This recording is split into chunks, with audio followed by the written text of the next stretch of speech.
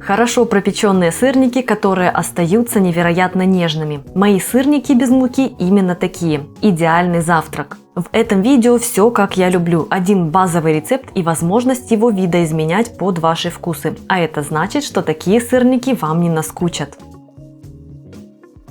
Привет, друзья! Меня зовут Галина Артеменко, и на моем канале уже есть рецепт стандартных сырников, то есть те, которые обычные с мукой, а в этом видео я хочу сосредоточиться на вариантах без муки. У меня их будет два. Кроме того, поделюсь с вами новым для себя и, надеюсь, для вас способом формовки сырников, очень простой и быстрый, так что если интересно, продолжайте смотреть. Базовый список ингредиентов сейчас доступен на экране, а также продублирован в описании под видео. Я разделю эту основу в процессе на две части, чтобы получить два варианта. Оговорюсь, что для подпыла я все равно буду использовать небольшое количество муки, но если вы формируете сырники ручным способом, то есть катаете колобочек, затем его сплюскиваете и сразу отправляете на сковороду обжариваться, то можно вовсе обойтись без подпыла, если для вас это критично. Итак, в удобную для смешивания миску отправляйте творог и добавьте к нему сахар. Добавьте ванилин или ванильный сахар. Вбейте яйцо. Перемешайте массу до однородности. Делю базу на две части. Одна часть сырников будет с манкой, другая с овсяными хлопьями.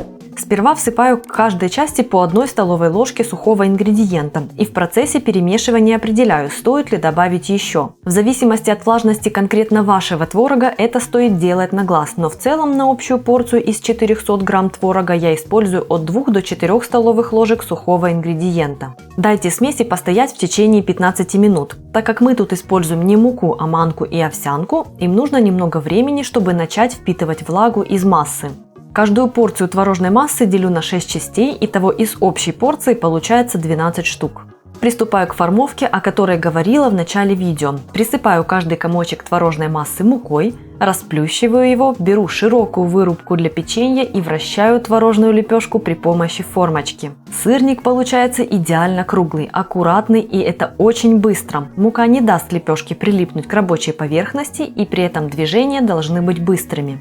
В этот раз я делаю сырники плоскими. В моем видео стандартных сырников они высокие, бочоночками. Вы сами определяете, какой высоты хотите сырники получить. Хотите повыше, не расплющивайте комочек массы перед формовкой слишком сильно. Если вы планируете готовить эти сырники абсолютно без муки, влажными руками формуйте из массы лепешки и сразу же отправляйте их обжариваться на разогретом масле. Когда образуется поджаренная корочка, она не даст сырникам расползаться. Сформованные сырники отправляю обжариваться на сковороду, влив растительное масло. Готовлю по 3 минуты с каждой стороны на минимальном огне под крышкой. Ориентируйтесь на вашу сковороду и на вашу плиту. У меня работает именно это время. На сухой сковороде такие сырники я никогда не жарю, так как раскаленное масло позволяет сформироваться корочки, и так как эти сырники более влажные и нежные, чем стандартные с мукой, эта вот корочка им помогает оставаться целыми и аккуратными. Переворачивать их следует тоже аккуратно. Иногда в процессе я цепляю верхушку сырника, но это не критично. Посмотрите, какими красивыми получаются эти сырники без муки. Сразу после выпечки они невероятно нежные и мягенькие. Финальный кадр я снимала, когда сырники уже остыли, и все равно они остаются очень нежными.